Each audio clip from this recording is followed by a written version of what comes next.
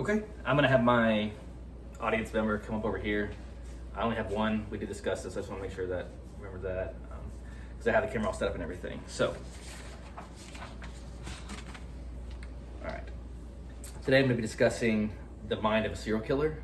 I'm giving some information on the debate about whether or not a serial killer is created or whether a serial killer is born.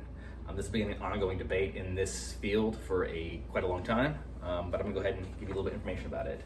First, let's go ahead and define what a serial killer is so we have a great foundation to start from. All right, there we go.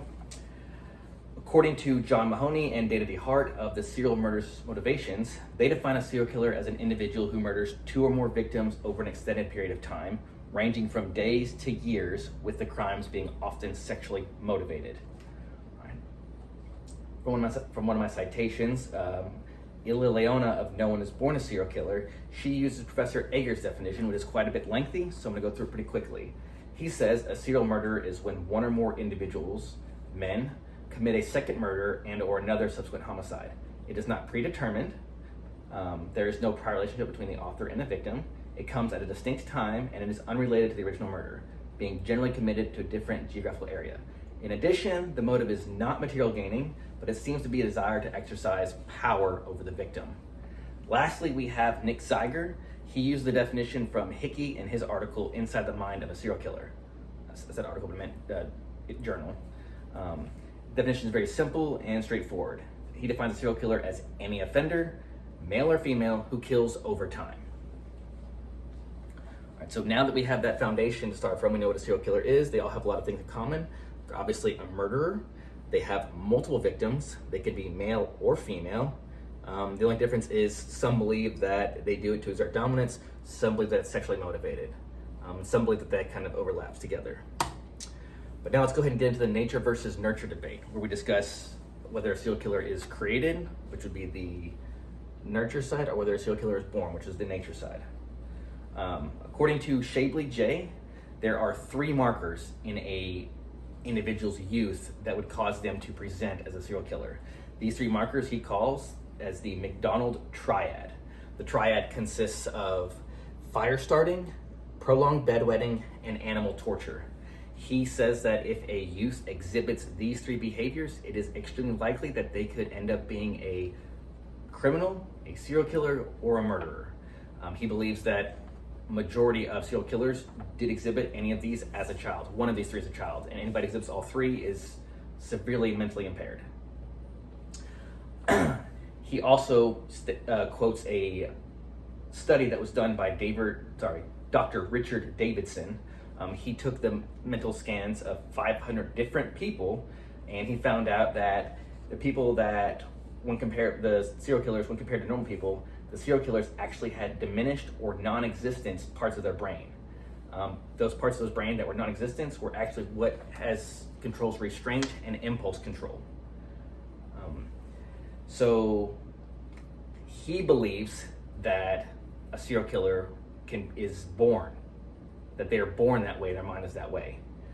The author of Nature versus Nurture, a serial killer documentary, he thinks that you have to have both. He believes that a serial killer is born that way with those mind impairments, but he has to have some type of outside negative stimuli to activate that, so that that impairment is activated upon by abuse from somebody, and then they lash out in a terrible way.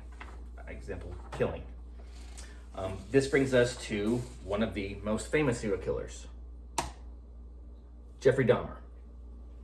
So he has a little bit of both. Unfortunately, we don't have the brain scans to go with this, so we can't for sure know if he had these things. But we do know right off the bat that as a child, he was first considered by his father as an outgoing child.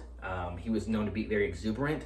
His father said specifically about his son, he was very exuberant, liked to wrestle, run around, ham it up for the camera, and liked to play with kids and get together with them.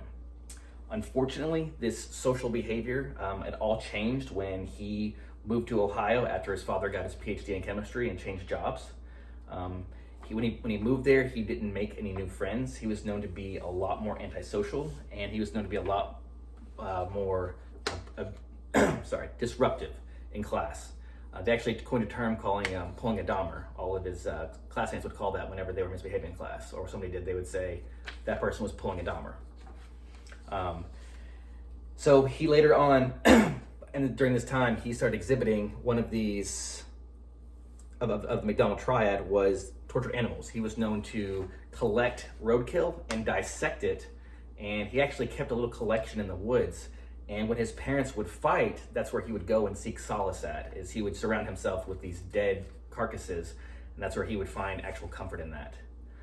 Of course, we know that later on in life, he would upgrade from torturing dead animals to actually murdering people.